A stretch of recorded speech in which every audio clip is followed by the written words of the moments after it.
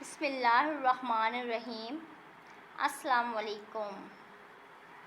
آج ہم آپ کو قرآن پاک کے بارے میں بتانے جا رہے ہیں کہ قرآن پاک ہمارے لیے کتنا ضروری ہے اور کتنا فائدہ مند ہے کہ اگر ہم قرآن پاک کو کہ یاد بار بار پڑھیں گے تو ہمیں اور دل کرے گا کہ ہمیں اسے مزید پڑھیں۔ لیکن اگر اس کے علاوہ کوئی بھی اس طرح کی کوئی کتاب ہو یا کوئی اور چیز ہو تو اگر ہم اس کو پڑھیں گے تو ہمارا دل تو وہ اکتا جائے گا۔ تو آئیے ہم آگے حدیث کا آغاز کرتے ہیں۔ عائشہ رضی اللہ تعالیٰ عنہ حضور اقدس صلی اللہ علیہ وآلہ وسلم کا یہ ارشاد نقل کرتی ہیں کہ ہر چیز کے لیے کوئی شرف و افتخار ہوا کرتا ہے جس سے وہ تفخر کیا کرتا ہے۔ میری امت کی رونق اور افتخار قرآن شریف ہے۔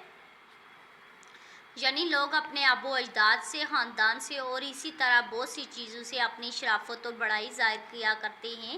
میری امت کے لیے ذریعہ افتخار کلام اللہ شریف ہے اور اس کے پڑھنے سے، اس کے یاد کرنے سے اور اس کے پڑھانے سے اور اس پر عمل کرنے سے غرض اس کی ہر چیز قابل افتخار ہے اور کیوں نہ ہو کہ محبوب کا کلام ہے، آقا کا فرمان ہے۔ دنیا کا کوئی بڑے سے بڑا شرف بھی اس کے برابر نہیں ہو سکتا۔ نیز دنیا کے جس قدر کمالات ہیں وہ آج نہیں تو کل زائل ہونے والے ہیں، لیکن کلام پاک کا شرف و کمال دائمی ہے، کبھی ختم ہونے والا نہیں ہے۔ قرآن شریف کے چھوٹے چھوٹے اوصاف بھی ایسے ہیں کہ افتخار کے لیے ان میں قاہر ایک کافی ہے۔